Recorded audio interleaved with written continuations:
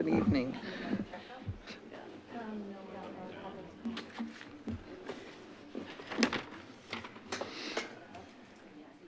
I have a precarious chair tonight, so watch out. On a different one? Okay. All right, I think so. we good? Got the flash already? Do we get it? You want the flash? Thirsty.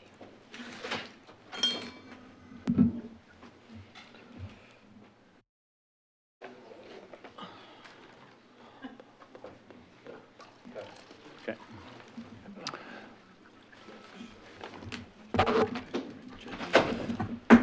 Good evening, everyone. I will call to order Wilsonville City Council meeting for December 3, 2018, our next to the last meeting for the year at 7:39, and request a roll call, please. Councillor Stevens? Here. Council President Starr? Here. Councillor Akroval?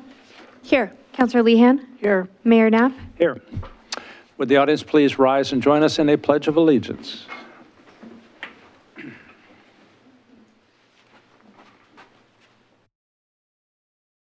I pledge allegiance to the flag of the United States of America, to the republic for which it stands, one nation, under God, indivisible, with liberty and justice for all.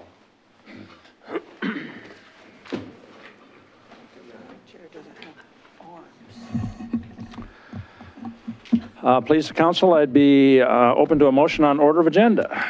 Your Honor, I move that we approve the order of agenda. Second. Moved and second, we approve order of agenda. If anyone would like a copy, there should be one on the counter at the side of the room there. All in favor, please say aye. Aye. Aye, passes 5-0. First item up is communications, where we have some folks from Clackamas County interested in talking to us. Is that right? Drive to Zero. Good evening, Council. I'm Steve Adams. I'm the city's development engineering manager. On some of my free time, I volunteer with the Clackamas County Traffic Safety Commission, and this is one of their goals, the Drive to Zero campaign. And with me tonight is Joe Merrick, the county traffic engineer, and Rob Sadowski, the traffic outreach coordinator, and I'll let them do their presentation. Okay, good evening. My name is Joseph Merrick. I'm the Traffic Safety Program Manager for Clackamas County, and I'm pleased to be here tonight to talk about some of the work that we're doing with our Transportation Safety Action Plan and Drive to Zero.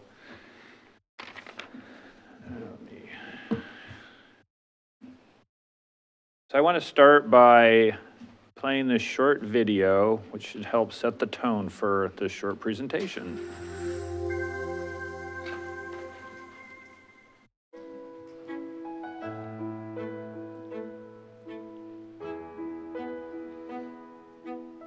Um, 75. 100. I would guess, I'm going to say 12. More than 20? 25? 50 to 100. 5, 10, 5 to 10, 5. Other than too many, I don't know, probably 50 to 100? 40? I don't know, hundreds. Maybe 10? 100? 250.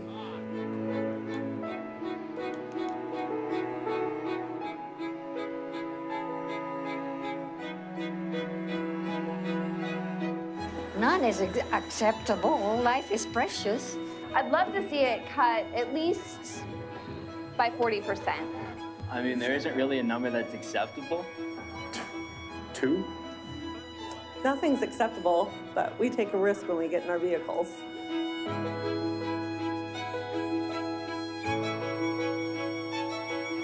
Fatalities? 0. I would say 0. 0. 0. 0. None? 0. 0. 0. 0. 0. 0. None. I don't want anything happen to my family. Don't drive when you're tired. Well, I make a conscious effort to obey the speed limits because they tend to be there for a reason. Cars are safe. Cars are safe. and taken care of. I keep an eye on what's happening behind me and in front of me and on the sides. I keep my phone off. No cell. Uh-oh. No security certificate.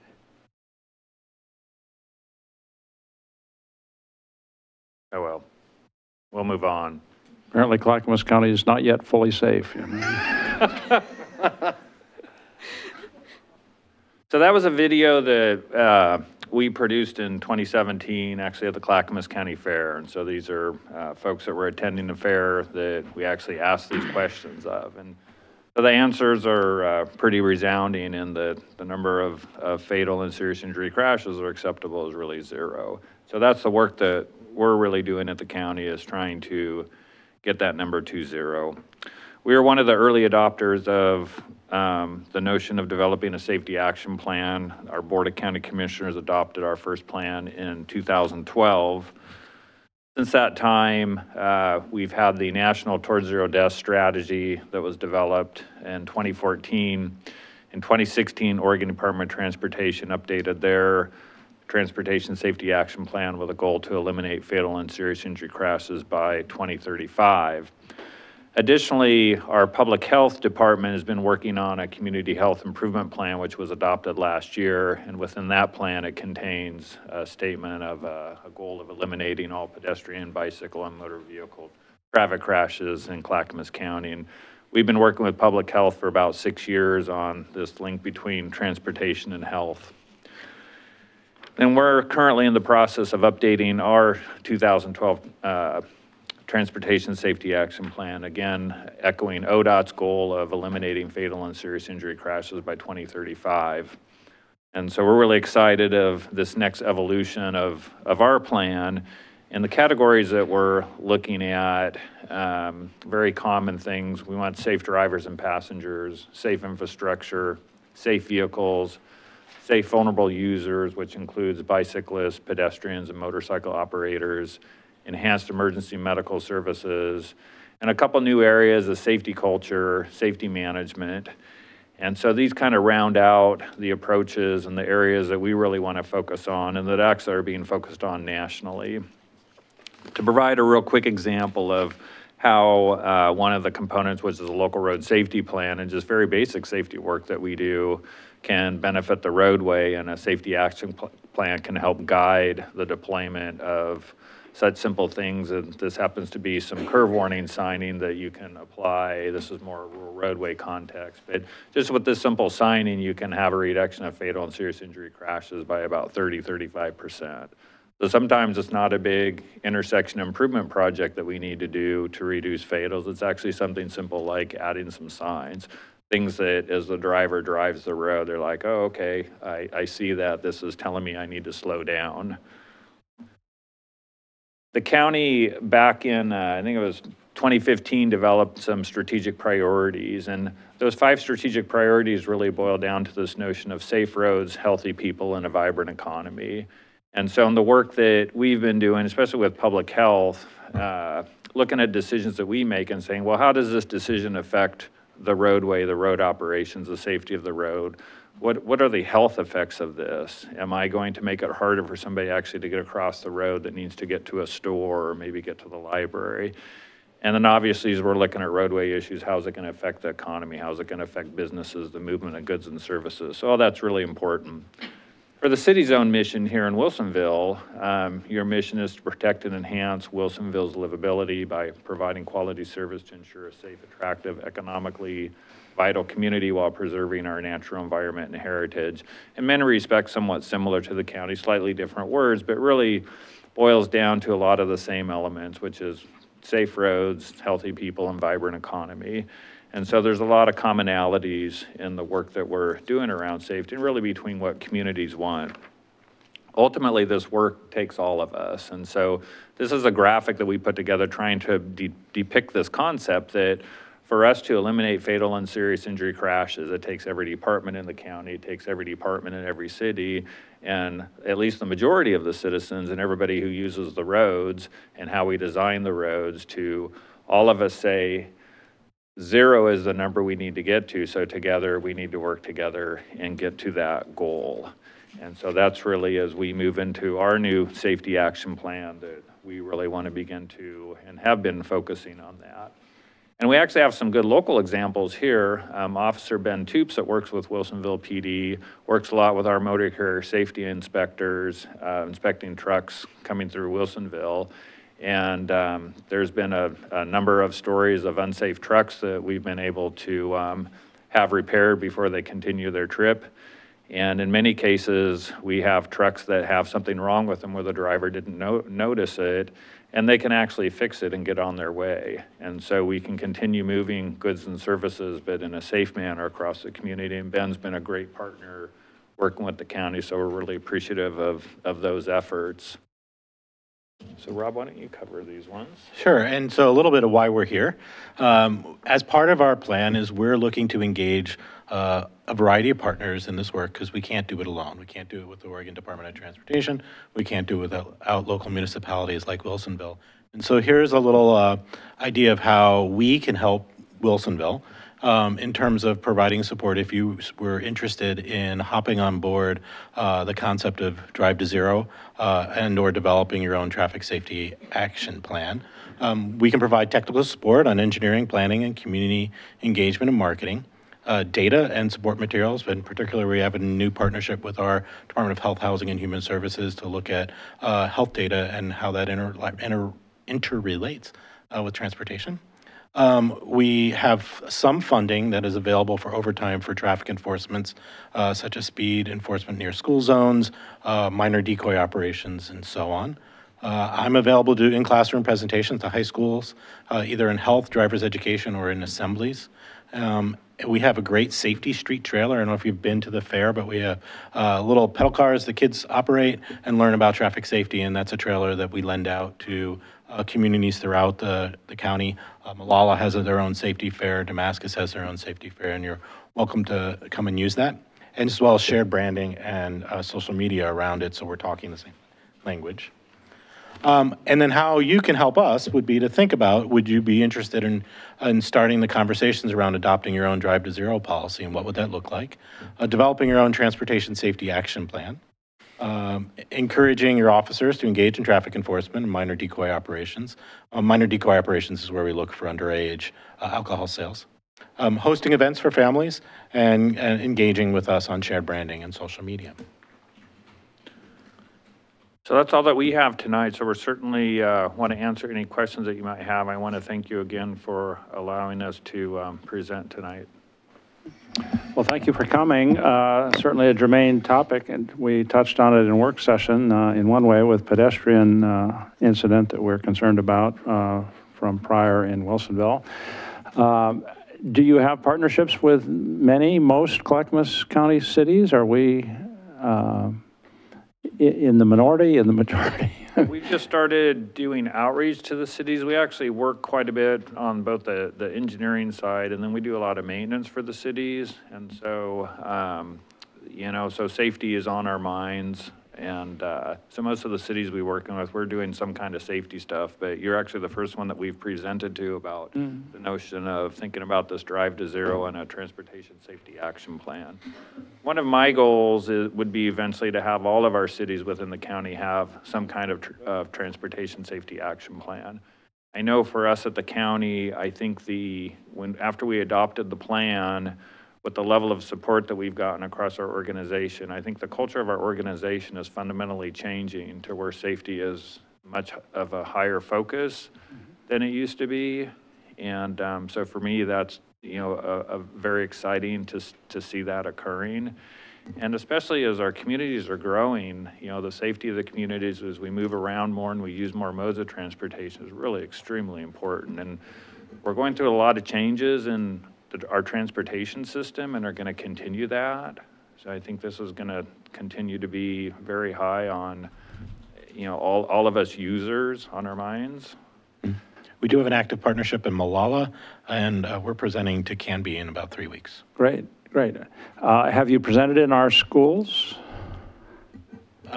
I just started 6 months ago. I'd have to look up and see whether we've been in Wilsonville High School.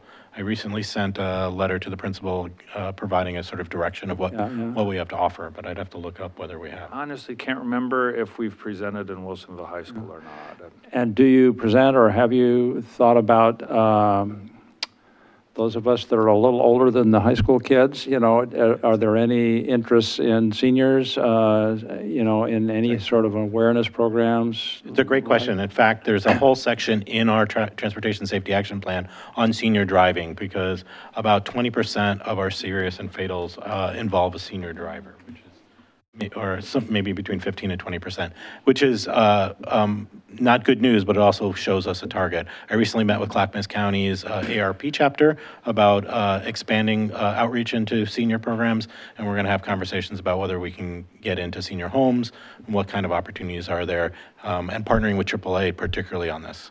We have a variety of senior residential facilities here in town, and I don't know if that's a good approach or not. I just am thinking out loud, I guess, as much as anything. I'd love to come out. One another area that is also of concern, not only the older drivers, but also the outreach of people for getting rides. So that, and we have a very significant issue in our rural areas that, you know, people that may want to be transitioning out of driving don't always have rides available. So we've been working with in public health and social services on our group that deals with our aging population on ways we can increase the availability of rides. So that's another important piece of that. Any questions? Councilor Stevens? Make a couple comments. I know from where I used to work, they do the 55 and Alive AARP driving class for seniors. And that's a 8-hour course, usually 4 hours for 2 days. And it's, you know, I haven't sat in on the whole thing, but it's really informative for teaching seniors, you know, how to deal with, you know, slower reactions or whatever it might be, driving at night, those kinds of things. Really good program. And the other thing that I've noticed in Wilsonville here over the past, let's say 3 years maybe, is so many more drivers stop at the pedestrian crosswalks now than they did 3 years ago. You know, I can pretty much count on it now where, you know, you still want to make sure they're going to stop, but they do. They're very polite here. And I really want to, you know, commend our citizens here for, that took some, you know, a change is hard. We didn't used to have to do that. Legislation, you know, made that a requirement, but people just are really great about it. Even on the busier roads where you think, you know, you're just kind of barreling through and they stop. So, Councilor Leahan. I would reiterate about the senior driving, because when I took the driver's test, the driver's manual was about this big, and now it's like this big. So somebody has put a whole lot more stuff in there, and I'm not entirely certain. But I did want to mention one thing, Mr. Merrick. When I was on the commission, I asked you to check out a corner at 145th and Westfall. I'm sure you don't recall, but where we had where the Pleasant View Cemetery is, where we had several times a year people leaving the roadway at the corner and smashing into our fence, and I was sure it was just a short time until someone would impale themselves on our fleur-de-lises, because that wrought iron fence would just spin and turn. Anyway, so you arranged for, I presume, because they just appeared, I don't think you went out and did it, but 2 of those big signs with the yellow and the black diamond things that indicate turn is coming up and hurry, turn now, when you were there. And in the remaining 8 years, no one has run into the fence. Good. Since we have those 2 signs up there. So that warms my heart to know that people actually do look at the sign and say, oh, I guess I should turn. So it's getting more important. You're getting closer. Yeah. Now. So, yes, it's been very effective. Good, thank you. Anybody else? Well, thank you so much for taking the time to come out and early in your campaign, you know, and we'll see if we can't figure out how to incorporate this somehow into our programs or goals or whatever we can figure out would be the most effective way internally. So thanks very much. Thank you. Thank you, Mr. Adams. Yeah. That brings us to citizens' input and community announcements, which is an opportunity for visitors to address council on things that are not on the agenda. Also a time to address things that are on the agenda but not scheduled for public hearing. Staff and council will make every effort to respond to questions raised during citizens' input, either before tonight's meeting ends or as soon as we can thereafter. We ask you to keep your comments to about 3 minutes. I've got just a few speaker cards on a couple of different topics. And I think I will ask our volunteer Parks Advisory Board member, Mr. Benson, to come forward first. He had one item of interest that he wanted to talk about for just a moment. Good evening. My name is Stephen Benson. I'm the chair of the Park and Rec Advisory Board. Thank you, Mr. Knapp and councilors, for hearing me a little bit tonight. As you know, the Parks Board has, over the last couple of years, been pretty much involved in master plans, and they're pretty much complete now. So I'm looking for some work next year for the board to do. So I started thinking about some things, and from reading some articles in the paper and listening to, I watched the video of your meeting the other night and listened to Brian's ideas on safety in the parks. So I've got a little list here. I've also met with Mr. McCarty about this list, and he's actually had some input in this list. So the first one is one of the jobs we could do is study and provide council with a list of Willamette River uses to improve access and activities. I know that we have in our master plans for Memorial Park and Boone's Ferry some additional ways to access the river, but it might be good to have a comprehensive look of everything we could do for use on that, to use that river in order to make it more useful for our citizens. The next one would be, again, build on Mr. Cosgrove's ideas, but to look at and provide some safety improvement for all our parks in Wilsonville.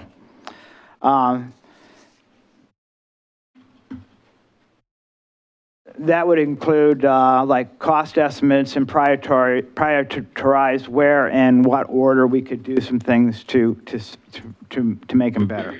The next thing is, you know, now that we have a master plan for Boone's Ferry Park, I think you're going to plan on doubling the parks budget for building things in the parks.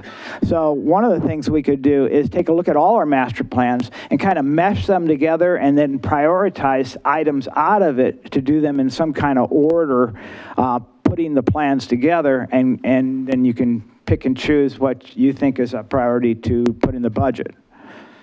And then the last one is, and I've heard some discussion on this as well, we have in the Memorial Park Master Plan a skate park area, and we also have a plan to put one right up here behind this building.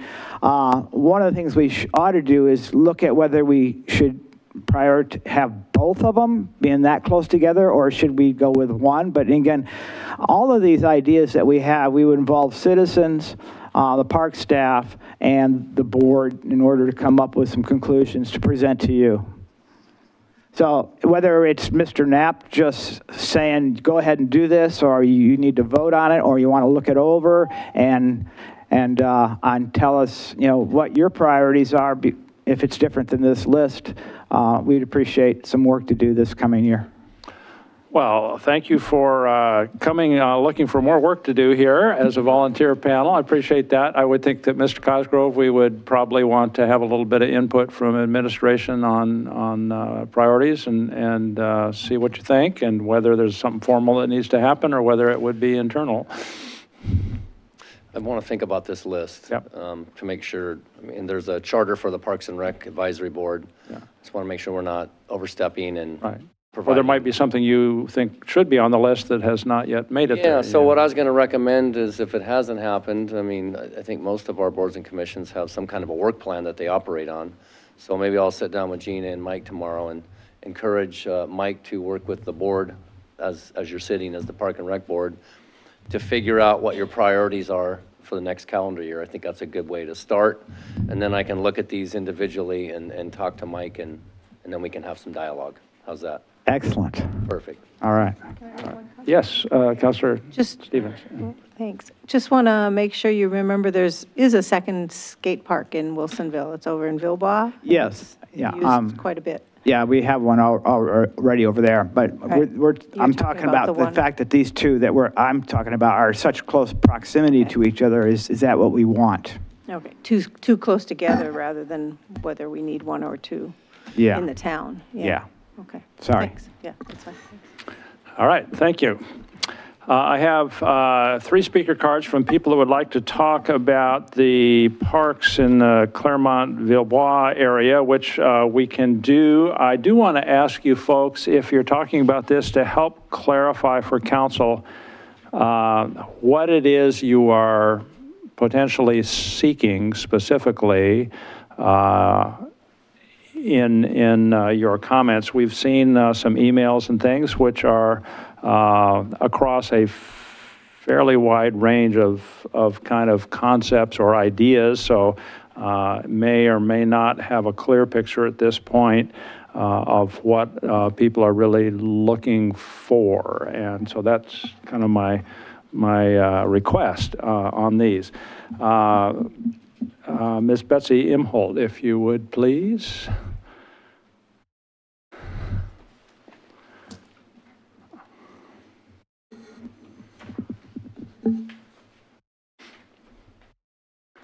Good evening. Hi, thank you, Mr. Mayor, members of the council. My name is Betsy Imholt, and I live at 11282 Southwest Berlin Avenue.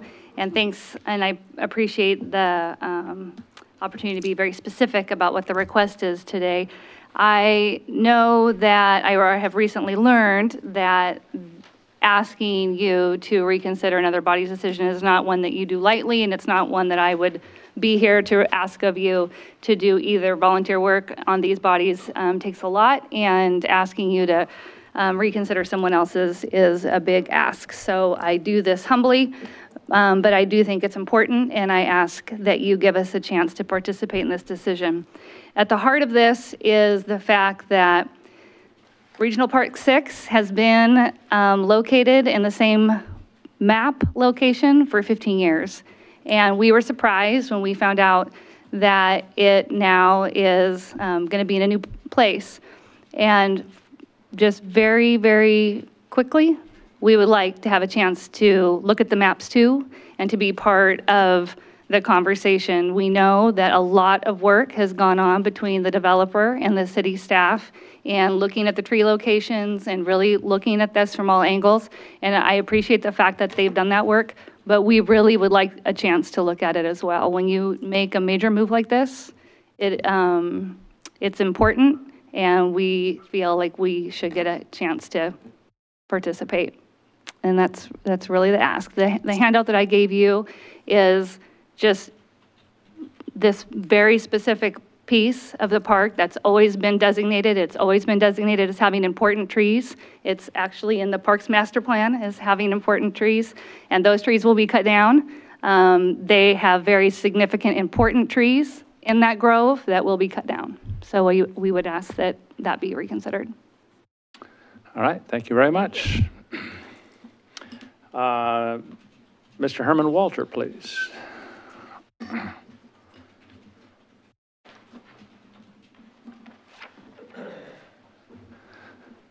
Good evening, sir. Good evening. My name is Herman Walter. I live at 11145 Southwest Berlin Avenue in Wilsonville. I purchased my home in September 2016 and moved into Villebois in December of 2016 from Pennsylvania. At that time, I didn't even know the existence of the master plan. Since that time, I've learned that many changes to the approved master plan have occurred through variances instead of amendments. Oregon is proud of its record in protecting the environment. especially since it refuses to use de-icing materials, which is an absolutely foreign concept to a Pennsylvanian. Wilsonville is proud of its trees. Your mission statement even states that you want to preserve the natural environment. That is why the planned removal of a minimum of 76% of the trees on the former horse farm is both disturbing and ironic because of these items. The original master plan would have actually resulted in the removal of a higher percentage of trees for the construction of estate homes. I believe that there must be a way to balance the construction of the Claremont development and the preservation of our natural resources and the associated wildlife that depends on these resources, especially since 89 smaller footprint homes are planned to be built in an area originally designated for less than 50 estate homes. Members of the Development Review Board were disappointed with the lack of effort by the applicant to have more discussions with the community. They did the absolute minimum. Notify property owners within a 250-foot radius. In my younger days, I could throw a baseball further than that. The Development Review Board cited the efforts made by Wilson Subaru in community outreach and said that they thought that this process was being hurried. However, it was still approved. Therefore, the deviations from the master plan are significant, in my opinion, and should not be considered a simple addition to the plan. Therefore, I'm respectfully requesting the City Council to call up the Development Review Board's decision to approve the applicant's design as stated. Myself and many other residents at Villebois, as Betsy have said, are willing to participate in discussions with the City Planning Department, the applicant, and their design firm to achieve a common solution. Thank you very much for your consideration of this request. Thank you, sir. And Ms. Judy Newton, please. Hello.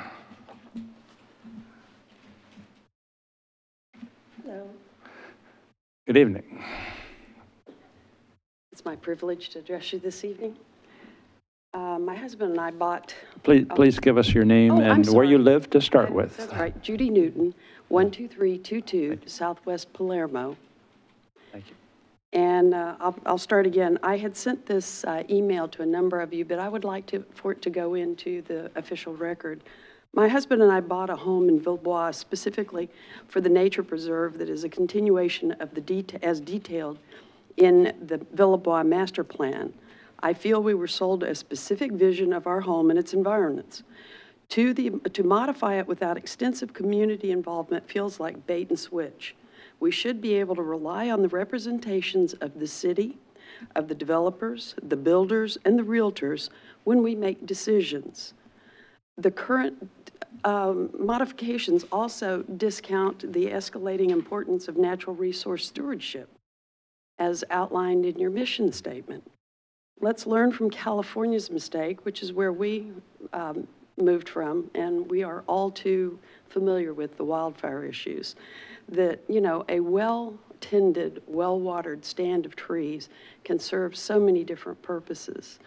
Among them, they can be a great fire retardant in the face of a fire if they're healthy. Douglas fir is one of the most resilient trees in the forest, and I know that's considered kind of a trash tree around here, but they're finding with the climate reports that we've got a lot of sturdy stock out there that we shouldn't ignore and we shouldn't destroy. It's also a habitat for important local and migratory birds. It's a protective environment for small animals. It's an enhancement of the watershed. It is home to mason bees and other important pollinators, and it protects us from soil erosion. And in the unlikely event that we have a forest fire here, if we have healthy trees, it's the first break against houses going up. And if you've ever been near a wildfire where you can actually feel the heat, it's a real disturbing feeling. And it's not something that we should ever ignore. So I would encourage the council to keep in mind the interest of the homeowners and the residents, and keep that foremost in your mind when you're considering whether or not to just let these decisions pile up and just become reality without actually talking to the people that are living there, because we're going to deal with these issues long after the developers are gone. They're interested in short-term results, and that's understandable. That's their business. But we're going to be living here for decades, and we would ask you, please, to consider that fact when you make your decision. Thank you. Thank you.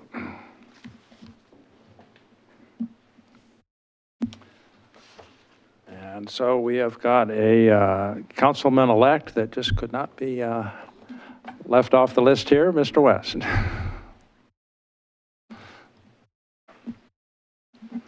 Mayor Naps, City Council, good night, how are you?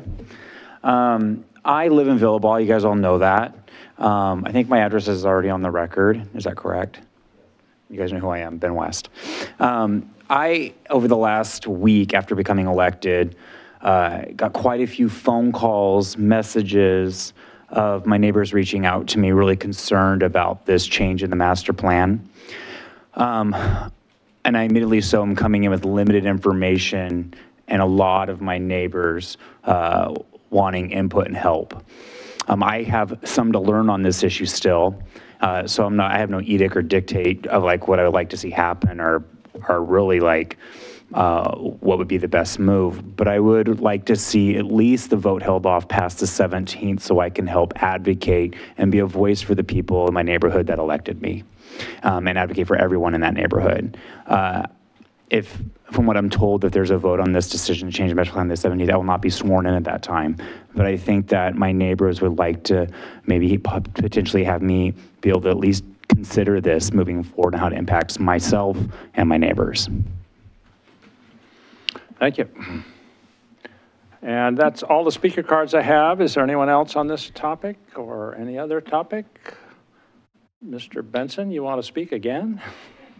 Well, that's a little unusual, but.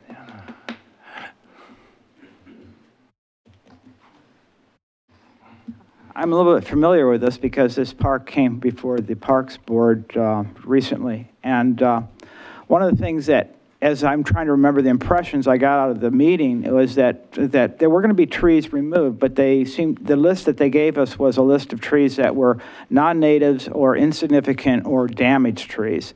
I also know that there's no real understory underneath these trees because this has been grazing territory for horses for a long time. But I also know, I think part of the reason for removal of some of the trees is because there's so many dog owners now over there, and they're creating a dog park area as well. So it's going to be kind of a round circular dog park, and they're going to divide it in two areas, one for small dogs and one for large dogs. Anyway, I just wanted to give you some background. Thank you. That was Mr. Steve Benson. So all of us have received some emails from concerned people in the community, and given the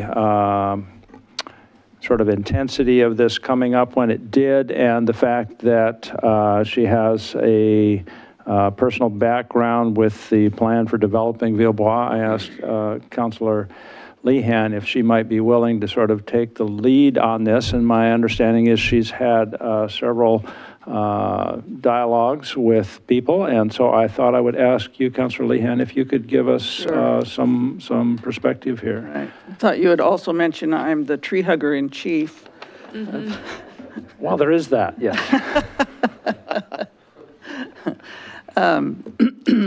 So this has been a tricky one, I think, for everybody concerned, for staff and the neighbors and the DRB and parks when they looked at it, because we're trying to kind of thread a needle here, so that we have the to keep all these various interests and values in mind.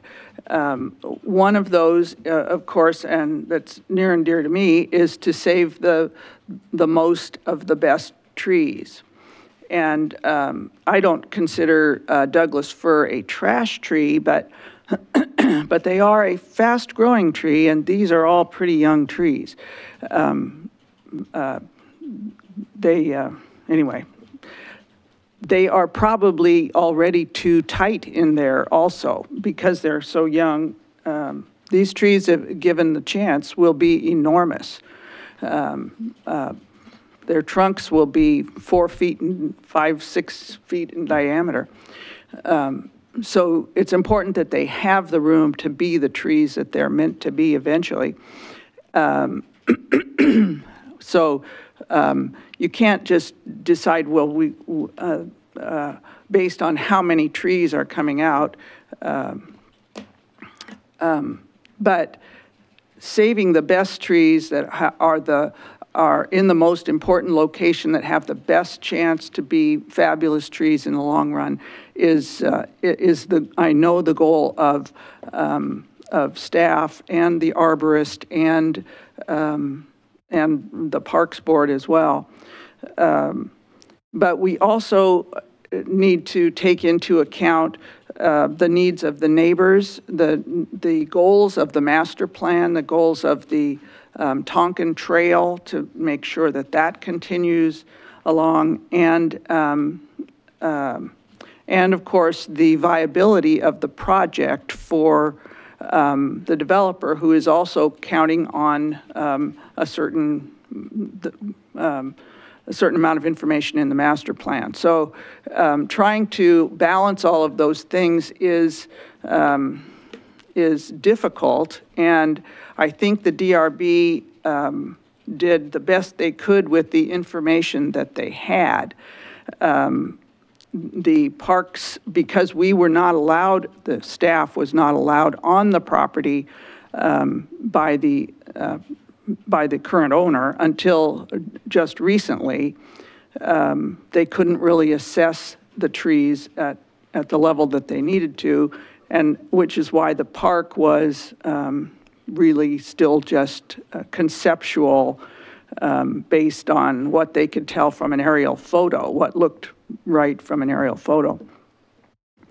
But more information has become available even just this afternoon that the DRB did not have, and that we didn't have until this afternoon from Polygon, the developer. And I think it is it offers some exciting possibilities, and involves the reduction, as I understand it, but I would let staff or Polygon, is Polygon here or just No, staff? staff Staff is is prepared prepared to, to. elaborate. Reduction of 2 lots that should save a significant amount of trees that are close to these, that are close to Berlin Avenue. But I haven't actually seen that, and I know they're still working on finalizing that. But I think it holds a lot of possibility going forward. So we could have Dan Polly come up got the map. if you're done with yeah. So that's mostly what I wanted to do, is introduce Dan Polly. He's done a lot of work on this. And I think that grove of trees that one of the residents was talking about is on these 2 large lots that Polygon is willing to forego. Yeah, 2 of the large lots. Dan could touch a little bit more on the what was shown on the previous master plan versus the ground truthing as well, and sure, what assertions were made by the city in terms of future parks. Absolutely.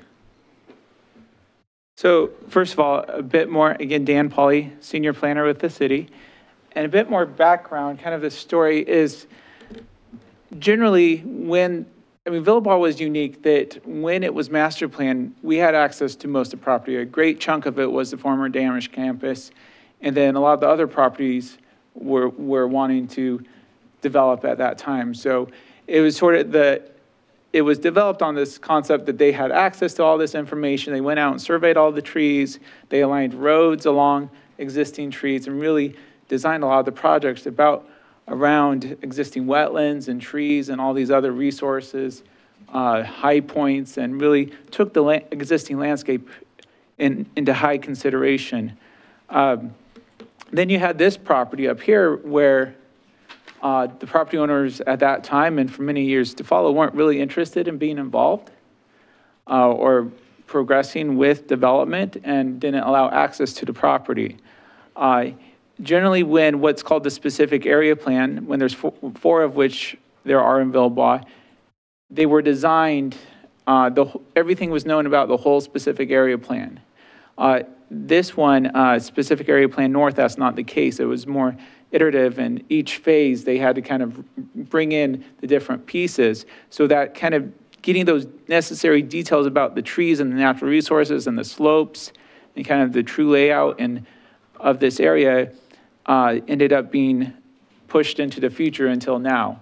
And so then we have back in June, we got this application in from Polygon that showed a park consistent with the master plan. But then we got an arborist report along with it that said, oh my goodness, all the trees that we want to preserve are not in the park, or a lot of them. And so there's some provisions. I mean, the writers of the code, congratulate my predecessors and the previous councils and planning commissions gave a lot of thought to writing the Villebois standards and setting those guardrails and parameters for review, is they realized there may be some additional information down the road. And they wrote code that said, you know, you can't change the master plan during the specific area plan approval, except for these typically 10% of certain qualitative and quantitative matters.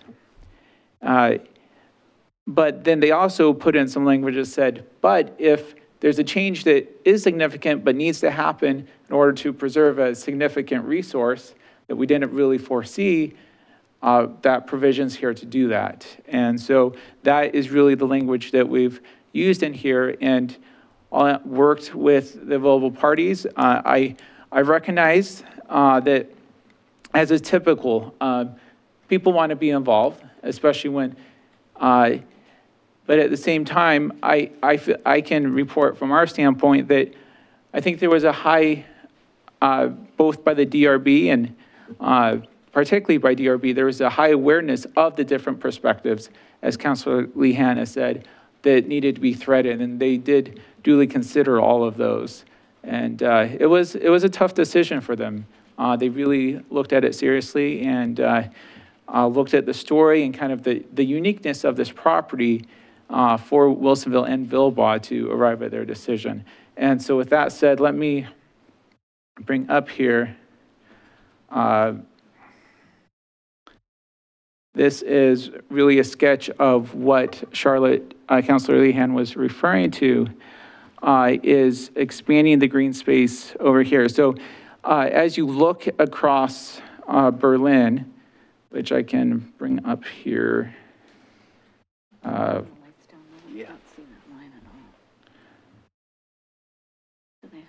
Can we dim the lights a little? Yeah, thanks. That map is not conducive to old eyes. No, they should. Yes, so it is a draft map, so. Yeah. Well, it's not wanting to come up. Okay, so never mind on that one. But essentially that was just showing a shot across the street. So you could really see there's kind of layers when you look at that view shed from these homes, this common space directly across Berlin. Kind of the first level, oftentimes when you look into a forested area, there's levels of trees that you see. The first level is this important tree here, which is a nice specimen, which has always been preserved in all their iterations. But what this option provides is a backdrop to that, immediate drop back to that of some good and one other important tree to provide kind of more depth and the greater aesthetic value of those trees, as well as maintaining some more habitat with the trees there. So that is, and just to be clear, what that would do, they've expressed willingness in writing to do this, and staff can, this taking out a couple lots is something that administratively we could do after the fact as well. So, yes. To clarify your map that we're looking at here, if we're familiar with the map that was in the DRB presentation, are we looking at lot 65 and 64 that's adjacent to the track W? Yeah, so let me bring up. Do you have the plat map? I have even better than that, so. Even better. Even better. Kristen made a request for a specific map, and so.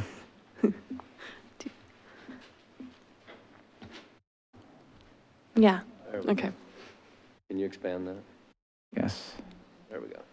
So yeah, we're looking at lot 64 and 65 here. Thanks for the clarification. Absolutely. We can flip back to the other one because I think that one probably illustrates better the trees that are to be retained. So I'm not intimately familiar with this, so I'm sorry you're flipping through here so fast. Could you go back to the... Go back to that other one. The plat map one.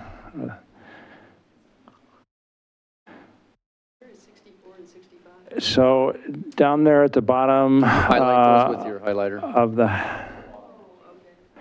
so the what's green in this was in the DRB approval to be park already? Yes. And you're saying that the offer from the developer is to combine 64 and 5 with that existing open space to preserve whatever trees are appropriate to be preserved on that additional area along with the other? Is that? That's correct. And there are some poor condition in those trees in that area that would still be removed just from, you don't want them over a trail from a safety standpoint and probably also aesthetics. And if the roots are intertwined with other nearby trees, there may be some additional things there, but anything that can be preserved would be preserved there, which would create that next level of depth from the view shed. From the main view shed you're really looking at is from this common area here, which, I mean, over time, part of the view would be blocked because there's a number of cedar and other trees in this landscaped area that are going to get big over time and block some of the view. But right now, that's where really the view shed that we're talking about is. And I have the Google map up on my screen here, but of course not up there. But it is where the big chunk of trees that extend down is in those two lots, and that one right below 64. Yeah, could you pull that up? The aerial of the trees. The aerial with the trees. And how does that relate to this, or do we know? That's kind of what we're trying to show, if he has it. Yeah, I've just got Google Maps up.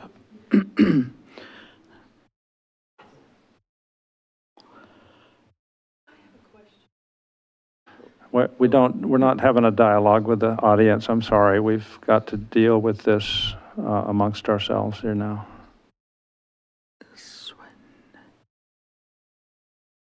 Yeah, see, there's that clump of trees behind the barn that, oh, wow, there you go. There you go. There we go. That was better than the photo I took on a cloudy day anyway.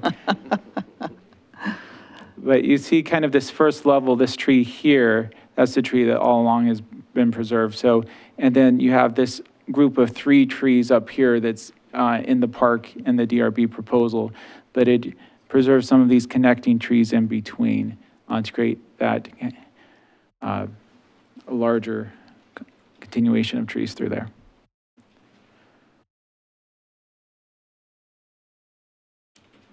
I will note. And I assume that these are going to be tall trees. They will be visible over the tops of houses. Yeah, and something that was mentioned that's on the DRB record, and if I switch back to this other slide here, is that the homes that have the star on them in this diagram are single level homes. So a lot of those, like lot 83 and 84, are shorter homes anyway because they're single level, which creates, especially if you go out there, I mean, the homes across Berlin are a little up above Berlin. There's actually retaining walls along Berlin, and there's stairs from that open space that go down to the Berlin sidewalk. So those houses are a little up anyway, and that green space, and then it slopes down across the street. So you're actually quite a bit, so between being higher across the street and having single-level homes, that really opens up the view shed into those 3 trees that are preserved, then further back into the park, that larger park area, because all those homes that are on either side of that green space on lots 83, 84, 79, 78, and 65, which 65 are now be coming out, are all single-level homes, which maintains more of the view. So my main question would be whether the bikeway, or whatever it is, the pedestrian way between 83 and 84, whether now that 64 and 65 are park also, if that's still the best place for that, or if that might be better between 84 and 85 and scooch 84 over or something like that. And the design engineer was looking at that. The planner that I talked to earlier today was entertaining it. I actually received a little after 6 and didn't have a time Yeah, to there transfer it hasn't onto been my enough flash time drive to before I came in discuss here, that. but I have some other drawings already initially that they're looking at different alternatives. And we'll continue to work with them on that to find the best connection. The best connection. And that would, so that brings me also to, you know, some of these refinements can, maybe you can talk again to some of the neighbors about, you know, refinements like that. Right now, it lines up with the alley. If it moved over, it would line up more with the front piece. But, so I don't know which would be preferable. Yeah, and really some of the design constraints there are, there is quite a bit of contour once you get across the street there in this area that the trees are being preserved. Yeah. So if you're trying to meet ADA standards and such, the need Yeah, for. so I don't, obviously we but can't tell that where from it's this. feasible, certainly we're moving that direction to But the extent I feasible. would hope by the 17th, Yeah. More of those refinements could happen and there could be more dialogue about it.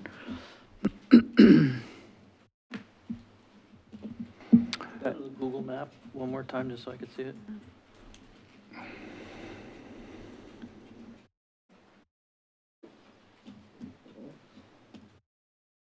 Is that a good view, or do you want in or out? Out. That's it. Okay.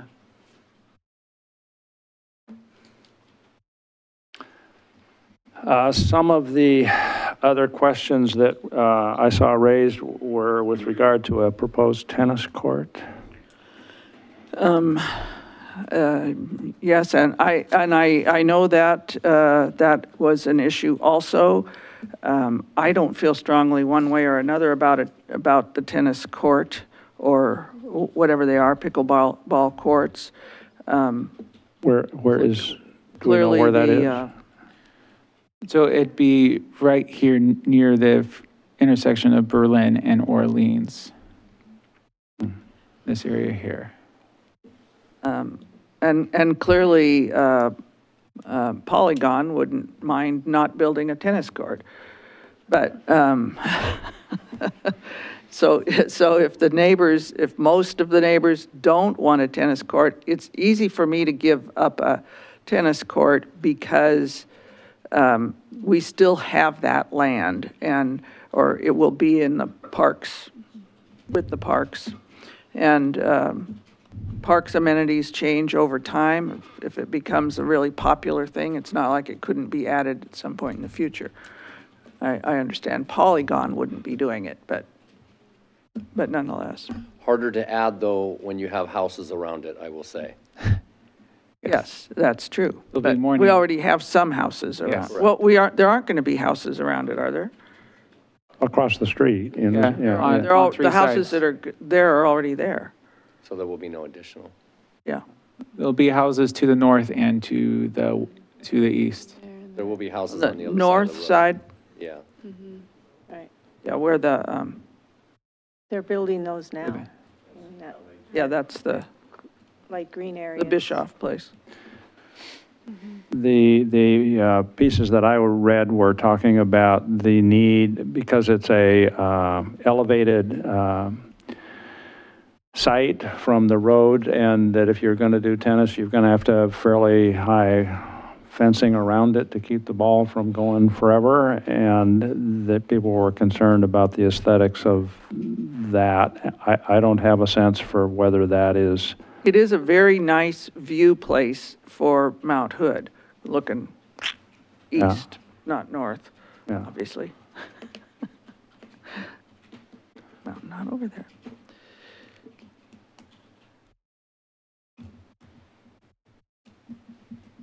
Council.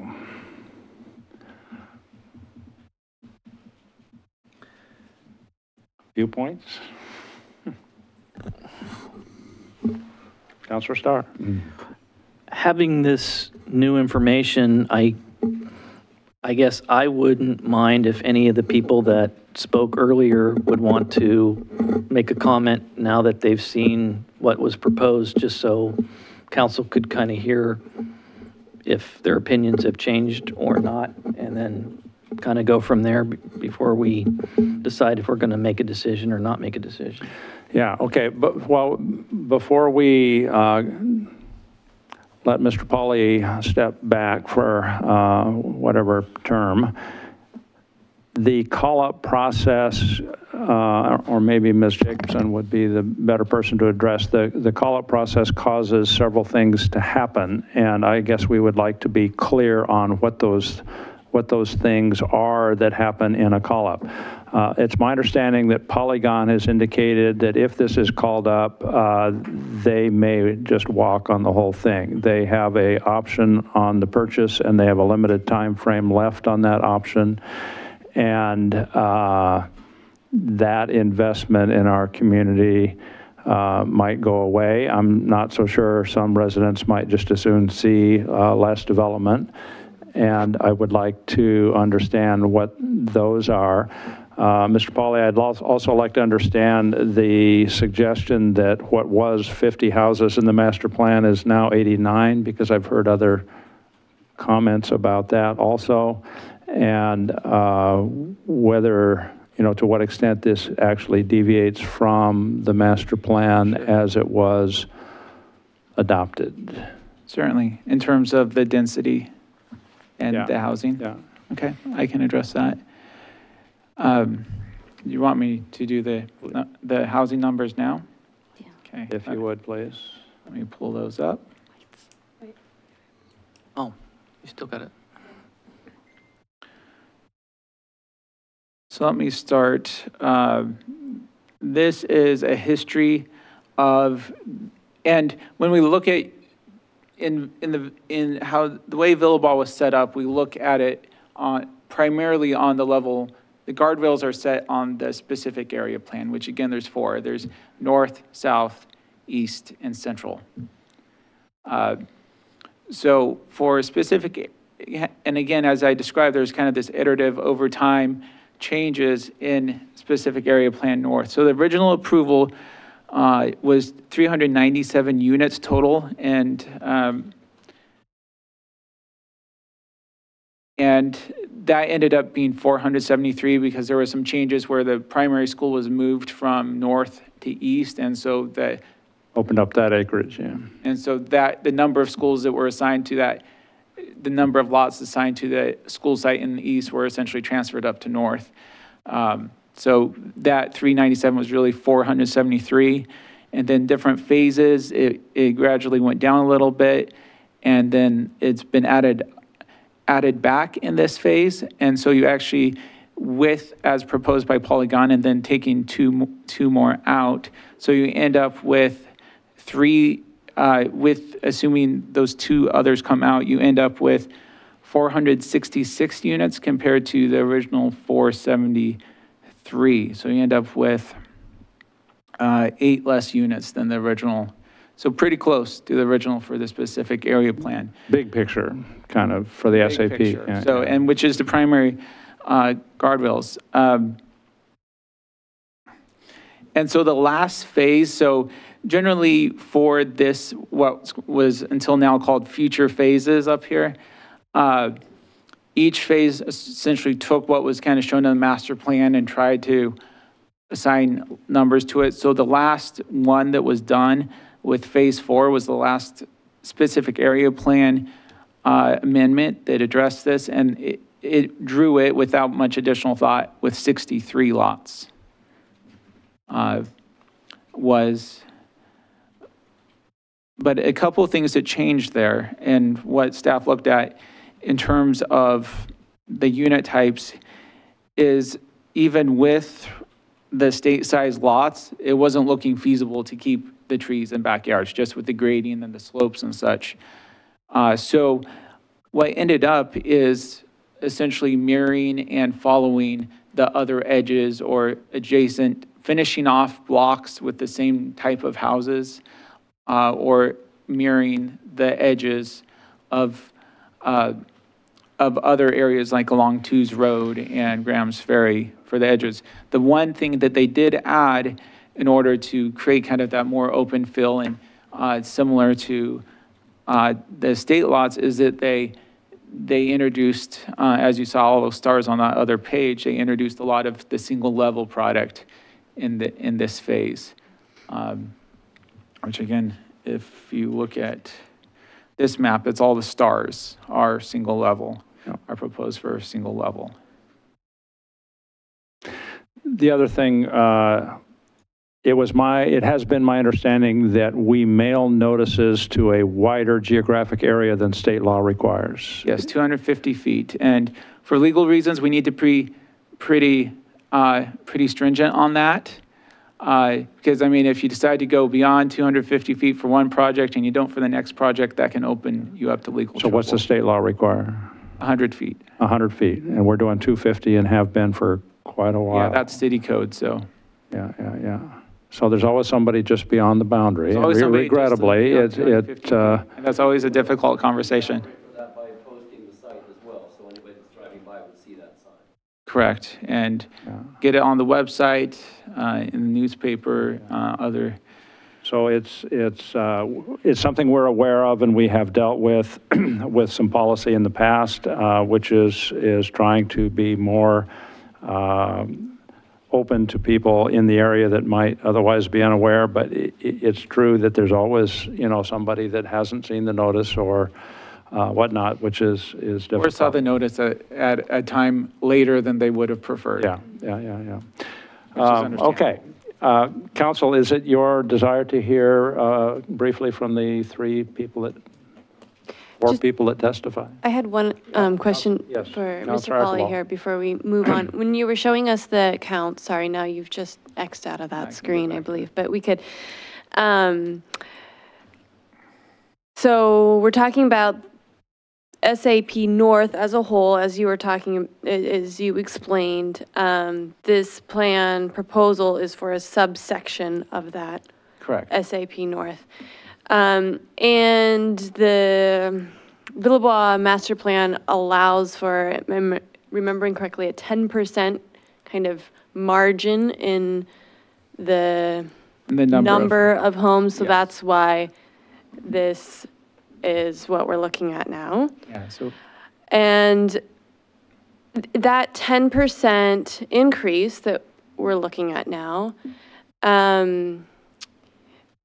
is it correct that that 10% is really a 10% growth in the large and the standard size lots and the medium and the small lots, or is the 10% only in one certain size of lot? Is it 10% across the board?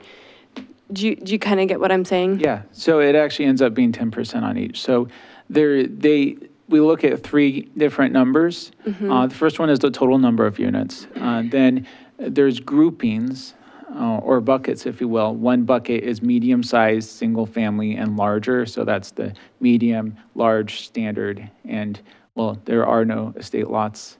There were estate lots planned elsewhere in Villebois that were not built either. And then there's the other bucket is the small single-family homes and then all the attached product. And so if you look at both those buckets as well as the overall number, both of those were adjusted by 10%, which is the allowance. Of course, with taking out the 2 additional standard or in large lots, then that standard large medium number would go down slightly. Right, so then the large medium would be slightly under 10%. And Yeah. okay. Or large standard, yeah, large standard. Okay, thanks for that clarification. Would there be any other, if we were to do a call-up, what else might we need to be aware of? All right, well, so I think the first thing you have to be aware of is Polygon. This is a pretty big give for Polygon. These are large lots, they're expensive lots. And in the confirmation that they would do this, that we received, they do say that they are on a tight time frame. They have a closing deadline with the seller of the property. If the matter is called up or delayed, then those 2 lots can go off the table. Right now, they have land use approval to do all of the lots, and so for them to be willing to give up that amount is a significant step on their part, especially since the redesign of the park was not Polygon's idea. That was to save more trees. And these lots that they're giving up are ones that staff identified as having quite a number of trees on that would be nice to keep. So their approval currently would allow them to build the plan that was to remove almost all the trees? Well, the original park plan would Right. result in most of those trees being removed. And the plan that they have now with these 2 lots, that grove that we were looking at from the aerial, Yeah. those would go. But those are the ones that those 2 lots, by them giving up those 2 lots, then those are the trees that can stay as that. Yeah, so if I may, Ms. Jacobson. So the DRB approval was without, of course, losing the 2 lots. And essentially what they've indicated to us is if it is called up, what they would come to defend would be what was approved at DRB.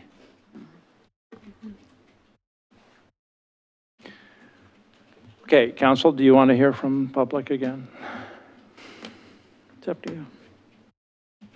All right, if that's, I just have one other question. The DRB vote, what was the vote? It was unanimous, and I will tell you, this board is not always unanimous. There's often some good discussion and debate on this board. So the neighbors the concerns of the neighbors were discussed at length, and it ended up being a unanimous approval. Maybe the person who wanted to say something, maybe ask her up. I have a question. well, so if it's, you have another question? Just one question. Judy. On this Councilor Starr's question, was their main reason to save those trees? To save the trees?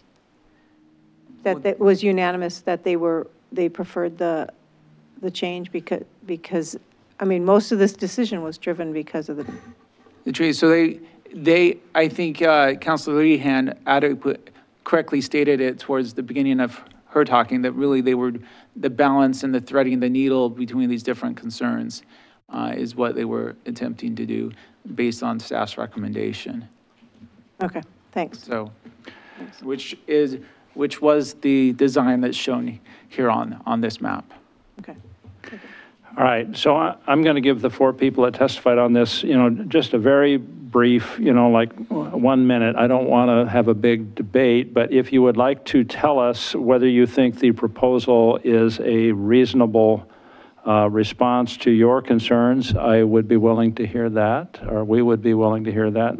Ms. Imholt, do you wish to speak? Thank you. Mr. Walter?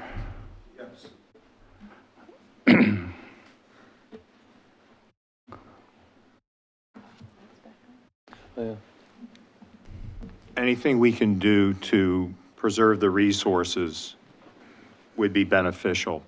I just want to point out that the gentleman from the Parks and Recreation Board, the volunteer, stated about the invasive species, which are English hawthorn and sweet cherry.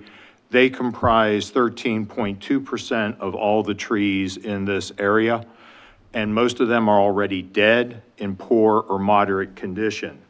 However, with the trees being removed, 45% of them are good, 33% of those are important. And as I testified at the DRB, my concern mainly is with the 11% likely to be retained because of the violations that the applicant's subcontractors have been doing until my testimony last week with the building of the homes on Stockholm, with blocking fire lanes and also violating the quiet hour ordinance. Okay. Thank you. Thank you. Ms. Newton. This is a question for Councilor Lehan. Did I say that right? Yeah. When you take out a tree or several trees in a large stand of trees, since trees grow as families, isn't that going to start a domino effect when you start taking out older trees? I've dealt with that on property where I wanted to take out one tree and I couldn't take it out without taking out about 5. So Yeah. how is it that we can look at taking these trees out piecemeal without just starting, like I said, a domino effect? That's always a concern when you have a grove. And it's a reason to have a good arborist. The trees at biggest risk are the ones on the edge. And sometimes when I've worked with arborists over many years of development, sometimes you're making the best guess, and the arborist will make the best guess for this one will probably make it, and this one probably won't, or this one is right on the line, but I would save it until it looked like it was going to be a hazard or looked like it was going to fail. But it always is a concern, as you know, at Brown Road and Wilsonville Road, the grove of trees we saved there next to Wiedemann Park. I'm familiar with it. Living situation there.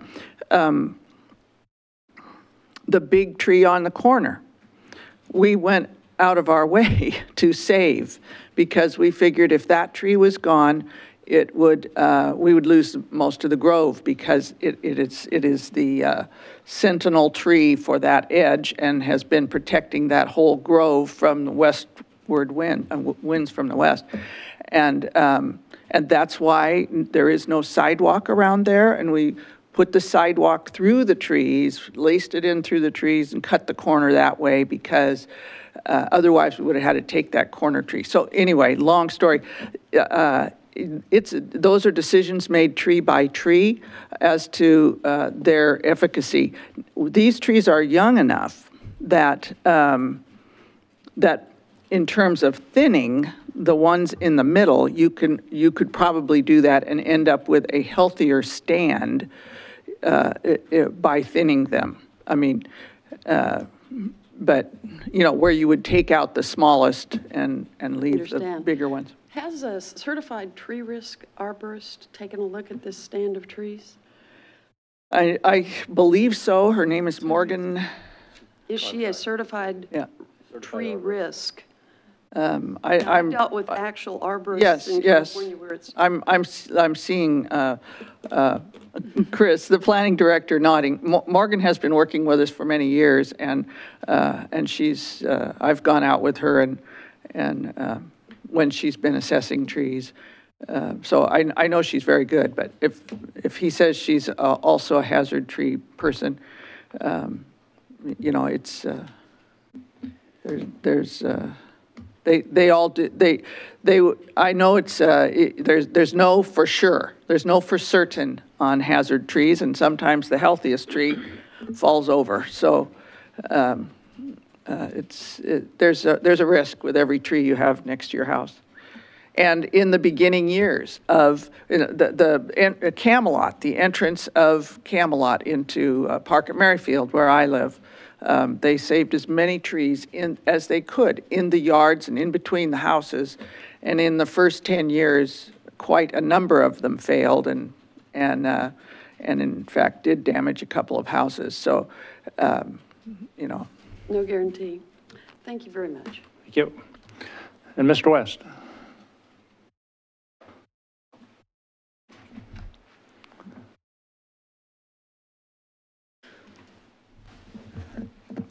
It's a lot of information.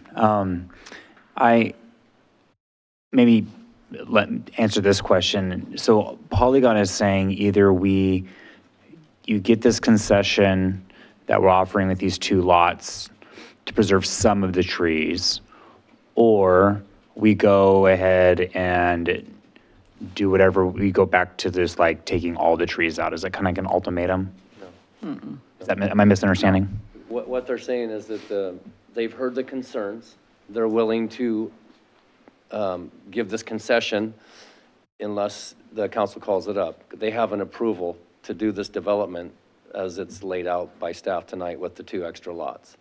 What they're putting on the table is the removal of those 2 lots in recognition of the concerns that have been expressed to council via email and phone calls. They're willing to make that concession. That concession is off the table if council calls it up. If the council goes with that concession, how many of the trees percentage-wise stay there, and how does it affect the aesthetics that people are worried about and the original growth? plan, park plan, because we weren't allowed on the property, had a lot more tree removal than the plan that came forward to the DRB.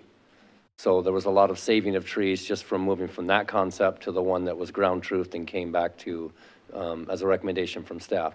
The number of trees that would be saved by the keeping of these 2 lots, I don't have a number for, maybe Dan does, the additional trees that would be saved if we keep these 2 lots. I know there's still going to be some thinning, and the arbor's probably going to have to review that, so I can't give you a specific number, but more trees will be saved as a result of the concession than not. I don't have a number, though. Yeah, just the picture. It's not a whole lot.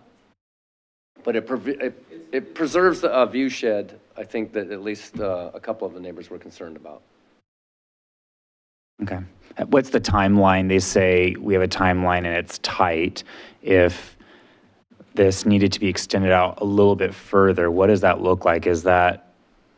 Are we being put into a corner, or are we being able to like have a little more consideration and deliberation? We have to, everything has to be resolved within 120 days after we deem the application complete. I don't know where we're at in that, but Dan probably does. We have to have everything done at the local level within 120 days of completeness being given to the applicant. So do you have, where are we at with 120 day? 120 days, we have till March 1st. I understand from the applicant, from when we were scheduling the hearings and stuff, that it's like January 14th or 15th is the date that they need to make a decision whether or not they're buying the property. Okay. But we can't call this up. I mean, we have a limited time frame in which to call up, and that is gone before our next council meeting, right? I was going to ask the Right, city this is- attorney. So You it's either call it up tonight or you or don't it's too call it late, up, yeah.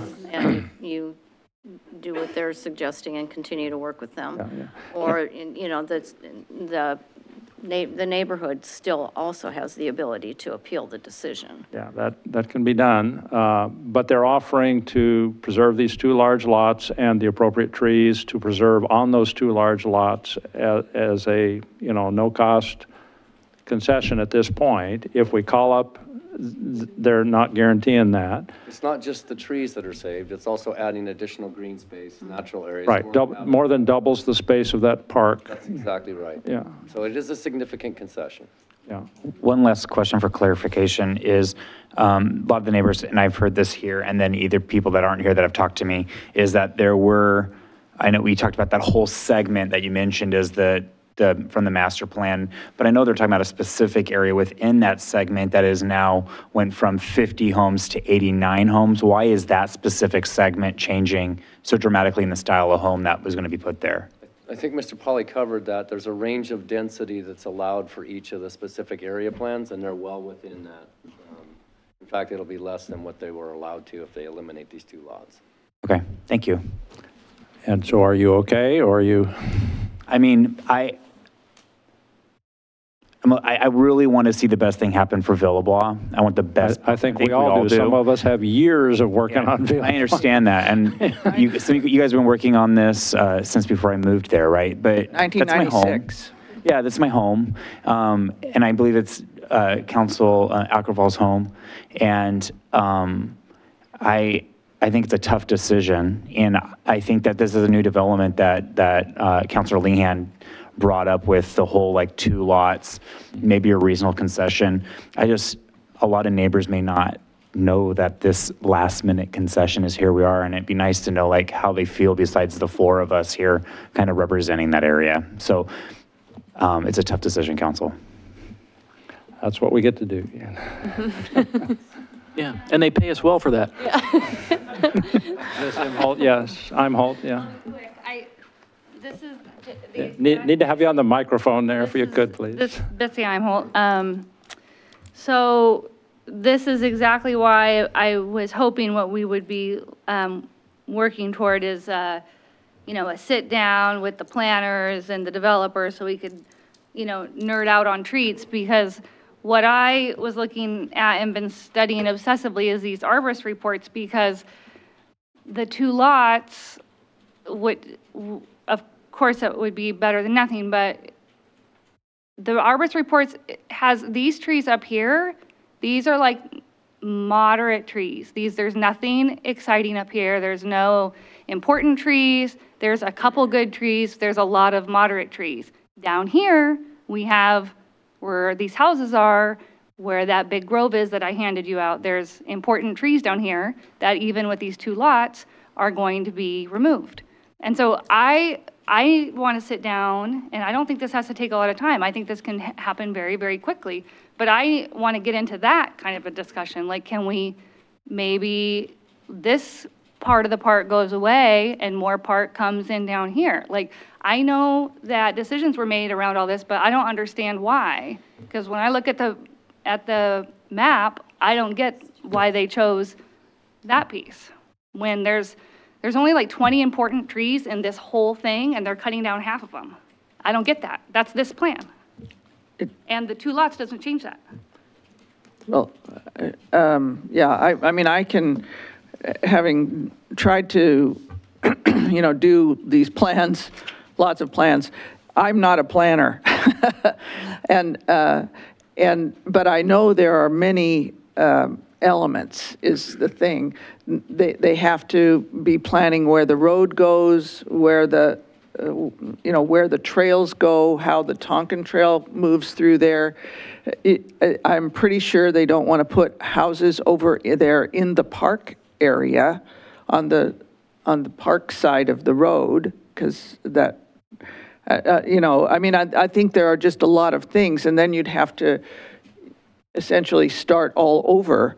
We went through a big planning thing just to save the of changes with a developer who was very cooperative to save that red oak on 2s at the top of the hill, and but it was very complicated, and those of us who are not planners, it was hard for us to visualize how we could make that work, and we had an excellent engineer and planners who came up with a way to do it that ended up preserving the lots over there, making the circulation actually better, et cetera.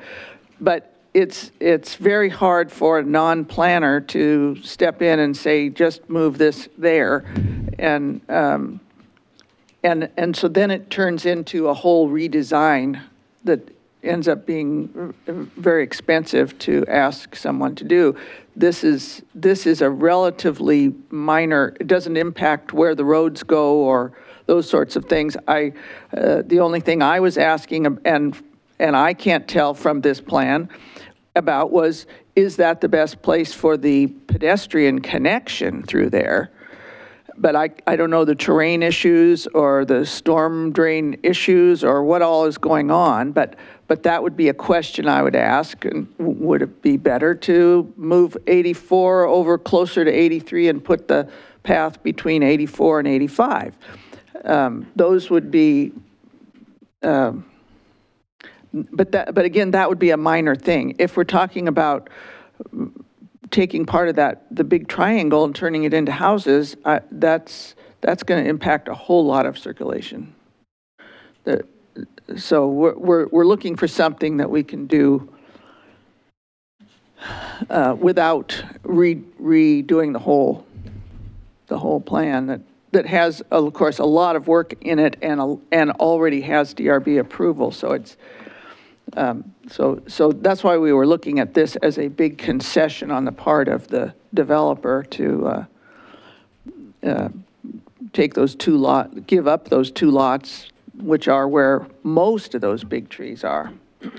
You know, there's no perfect, as I have been saying all week, there's no perfect plan that will give everybody what they want, that will save all the trees we'd like to save, that will keep the developer whole. There's just no way to get to all those things. And I think this is, you know, we have tried our best to thread the needle here to make all the parties find a compromise that works best all around. But that would be all I could think of. Okay, thank you. Council, I'm going to ask you at this point whether there is a motion with regard to calling up this question from the DRB approval.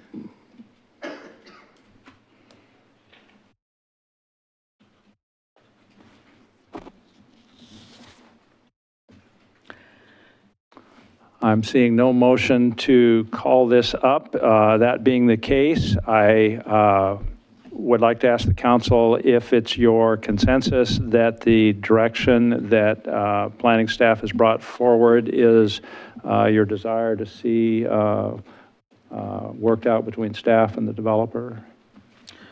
I think this is an opportunity.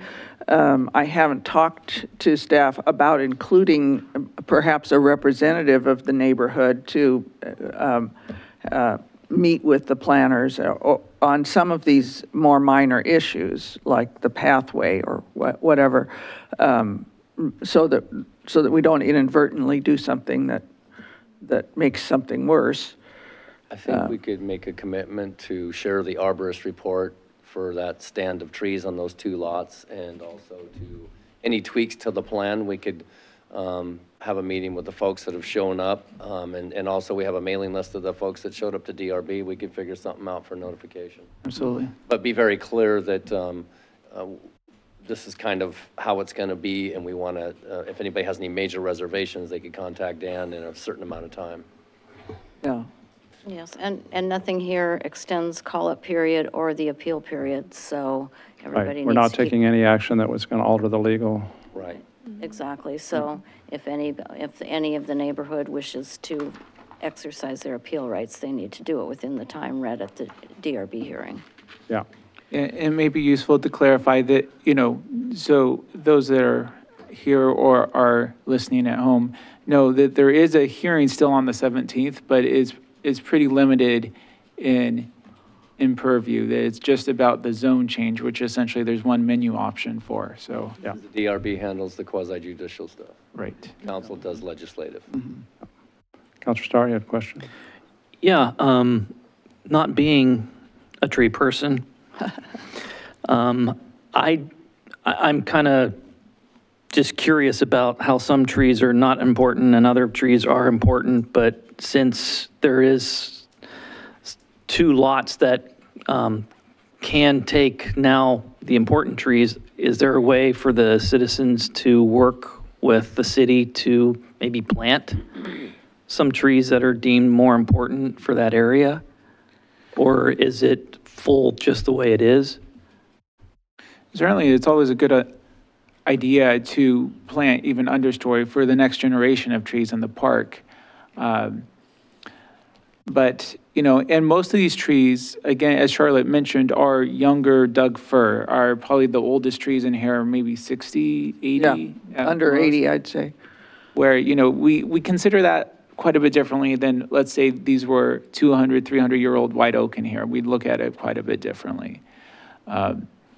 So I'm just leaving it out there that if, to Charlotte's point, if there should be some discussion with the pedestrian cut through or some trees that could be planted in there, that we involve the neighbors in some way, just to make sure that they have a say in that. So that'd be my preference. And the understory is, if you're looking to have if you're just going to have playgrounds there and not understory, that's different. But if you really want a functional forest habitat, the understory is absolutely critical. And I would recommend talking with Mr. Benson back there, who has created tremendous habitat in on his lot in terms of understory in the forest. But it's not lawn and it's not playground, it's habitat. And it would be good to try to reestablish some of that,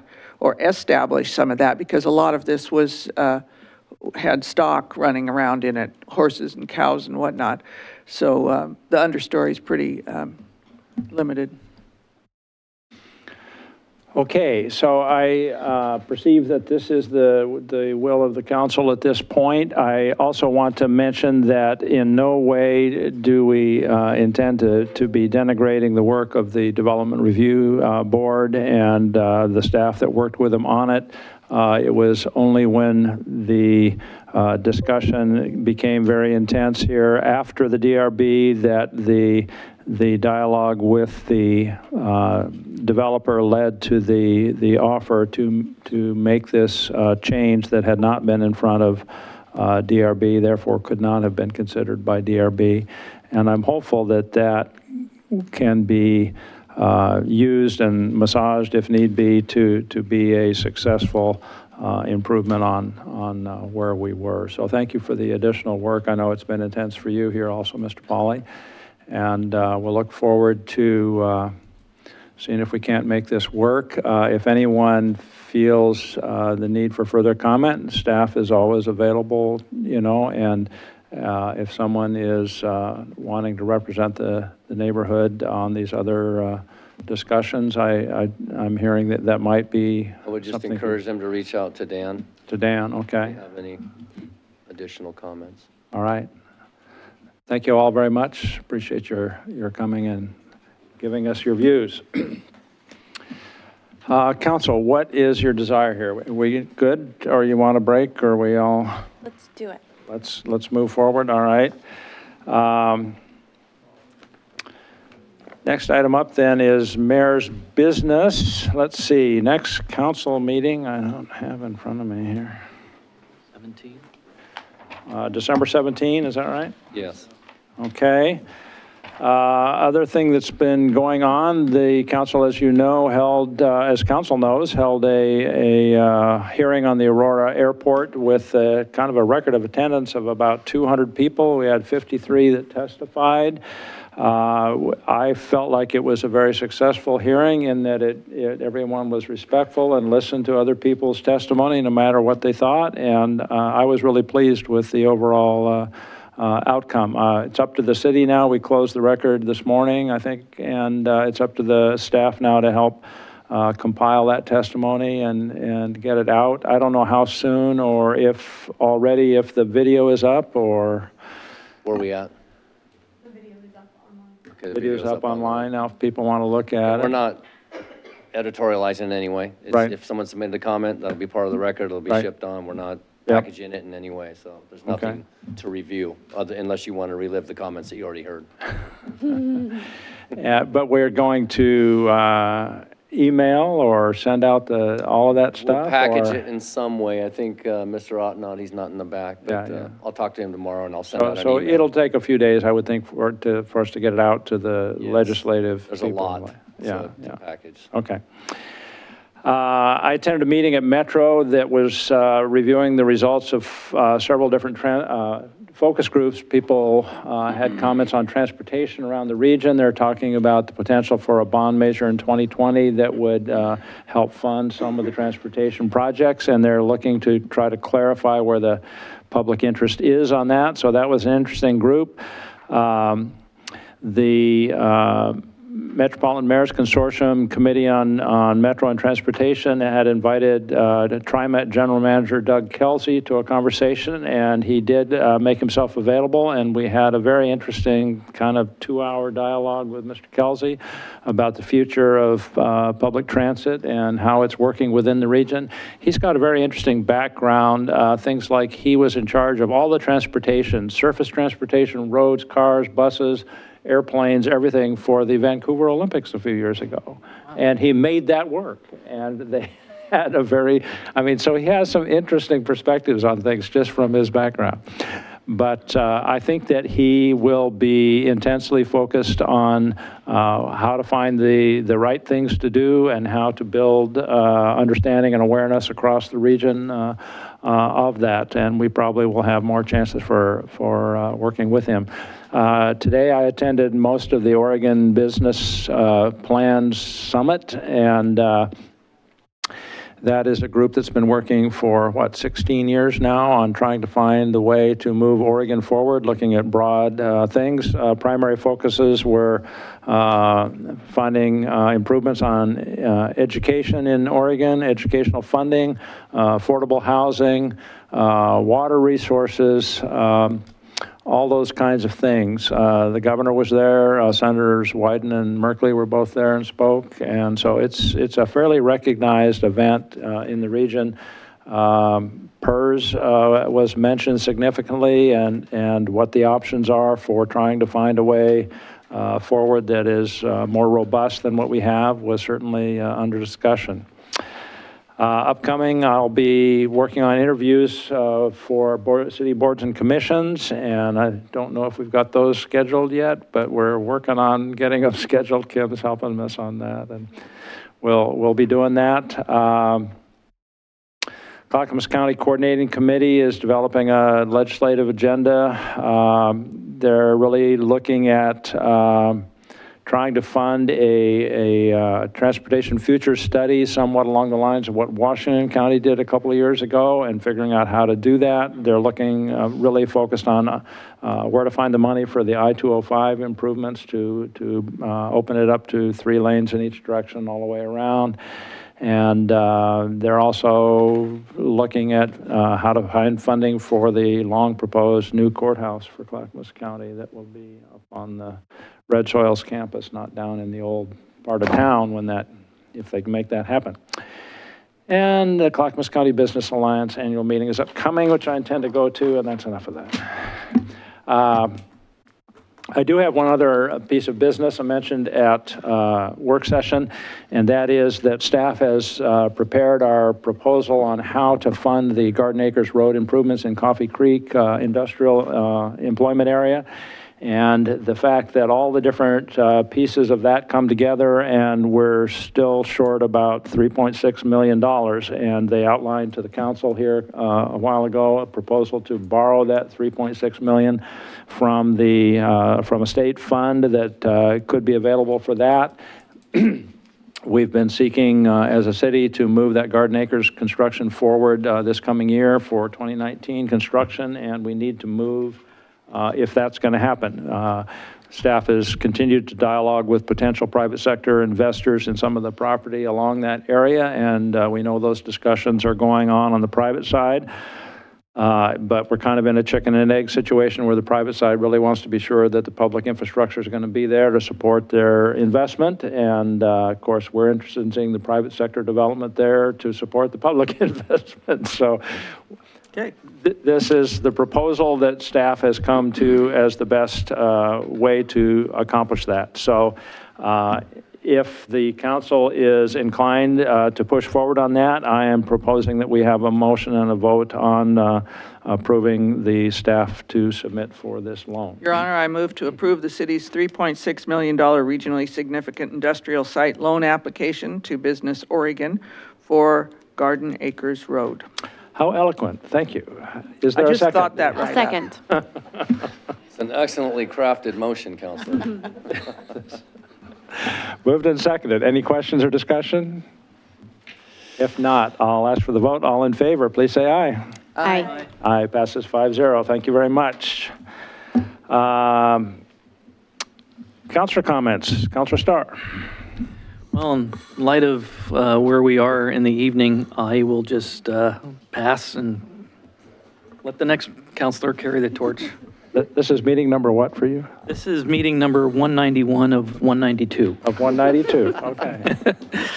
Very nice. Not that anybody's counting. Not that anyone's counting. Counselor Stevens. So I'll be attending the library board meeting this Wednesday. Report back on that, what happens at that meeting, if I can. Also, just a couple community announcements. We had a really nice tree lighting ceremony. That was really fun last week.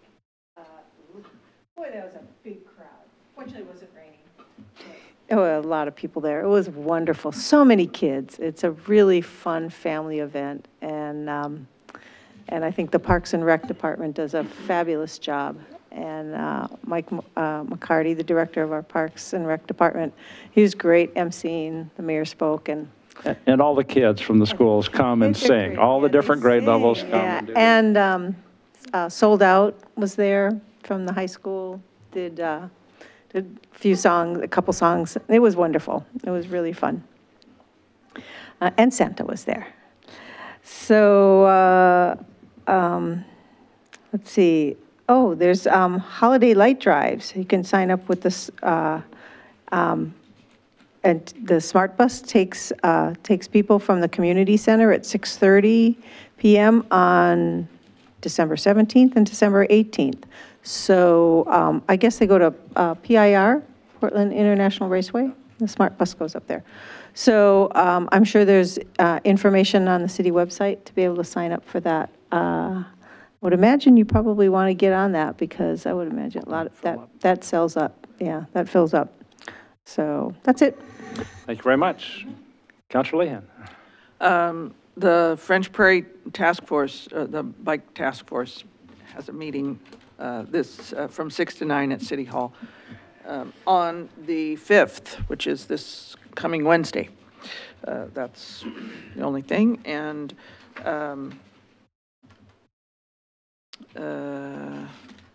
that's about all I have. Well, let me just say this, not to overdo it, but I do want to thank the staff for all the work that they did on this Villebois issue here.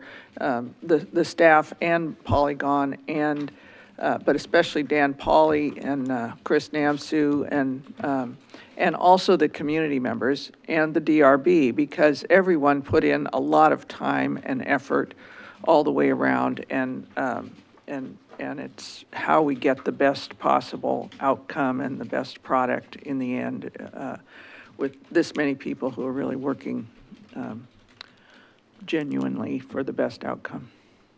So just a thank you. Very good. Thank you. Councilor Ackerwell.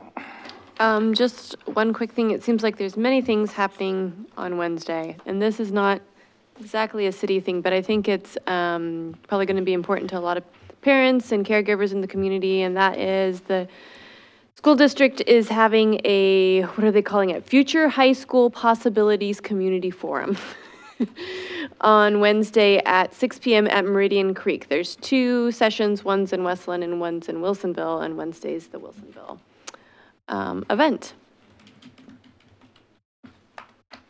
All right, very good. That's where to put the new high school. That's a big, just well, in case. and they're looking at bond, right? I think it's, what, if you did build a new high school, what should that? What would it look like, and where would it be, and would it be another full-size high school, and if so, where would it be, or would it be? Does a component include programming questions, or is it all physical? It's a kind of concept. What might it be, a specialty high school, or yeah. Future possibilities. We'll just quit at 8th grade. It's all virtuality from there on.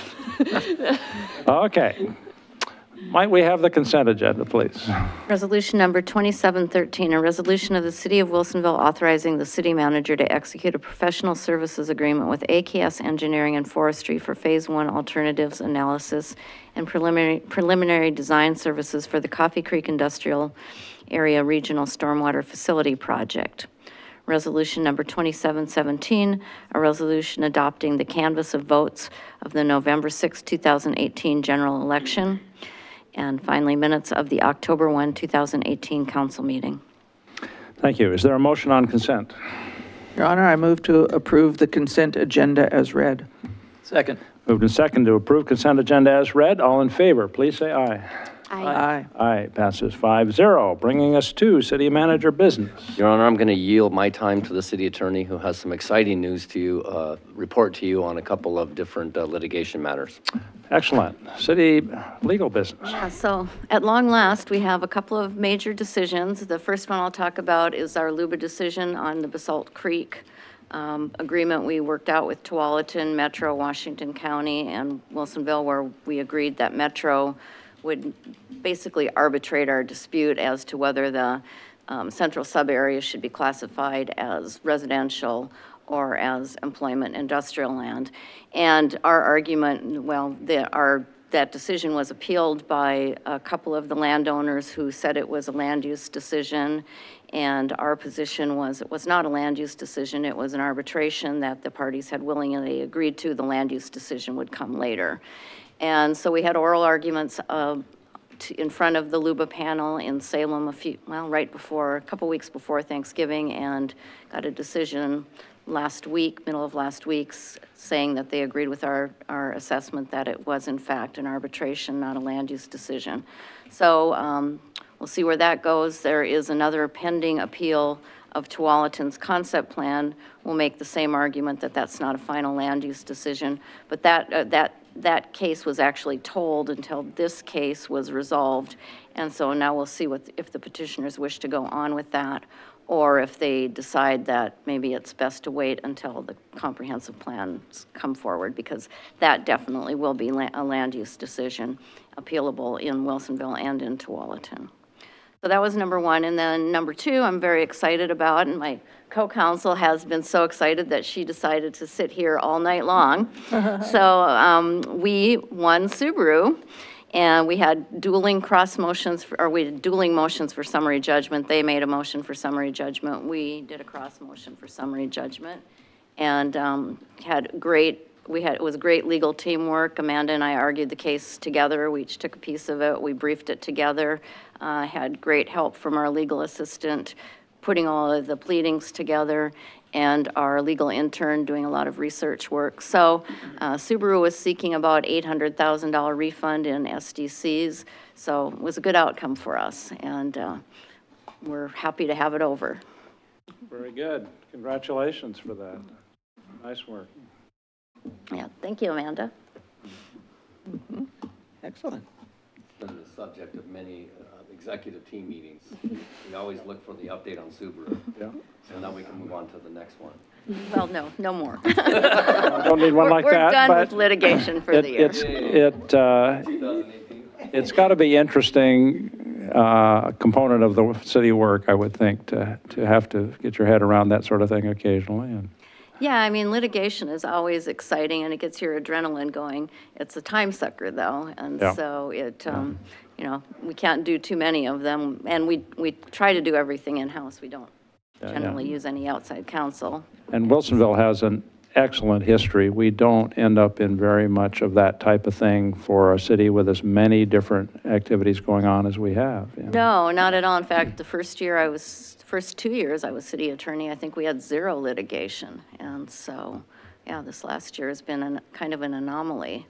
Mm-hmm. So, and this was really the only adversarial one we had. I mean, the Basalt Creek thing has been an ongoing planning issue, and it's just one of those unavoidable things. It's not really, it's kind of different than adversarial litigation. So yeah, that's our exciting legal You're going to whet your assistant's appetite for litigation, and she's going to go whole hog into some others. Yeah. Already there. All right. Okay. Anything else? Any other legal? No? That's it. Okay. Council, anything else from you? Nope. We have an urban renewal meeting to do, hopefully quickly. I'll call adjournment at 9:32 on City Council, and if everybody's ready, we can move directly into Urban Renewal Agency. I will call order City of Wilsonville Urban Renewal Agency meeting at 9:32 on December 3rd and request a roll call. Board Member Stevens? Here. Board Member Starr? Here. Board Member Ackerval? Here. Board Member Lehan? Here. Chair Knapp? Here. Thank you.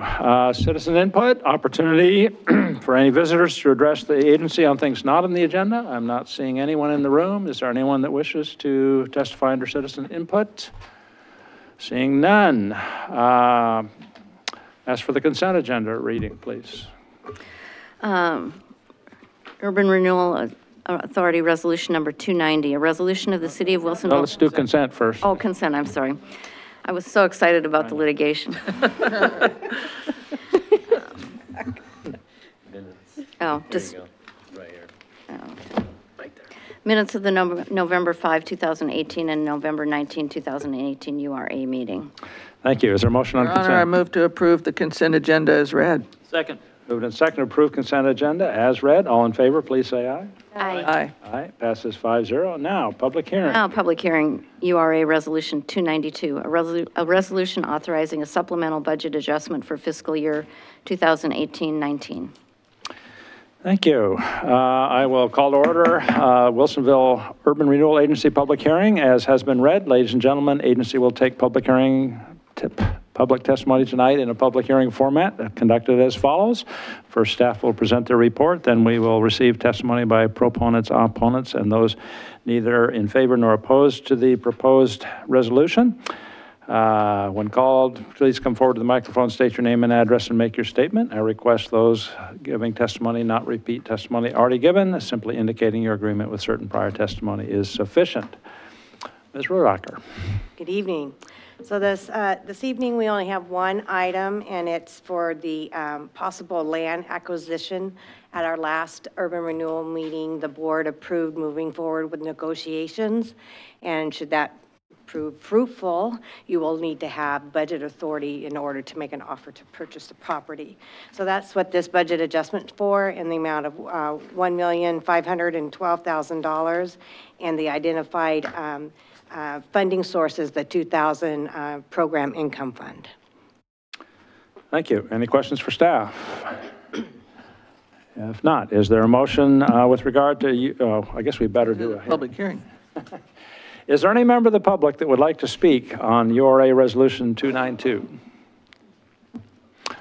I see none. I'm going to close the public hearing. Going once, going twice. Board, what is your pleasure with regard to URA Resolution 292? Mr. Chair, I move to approve URA Resolution number 292. Thank you. Is there a second? I'll second. Thank you. Moved and seconded to approve Resolution 292. Any discussion?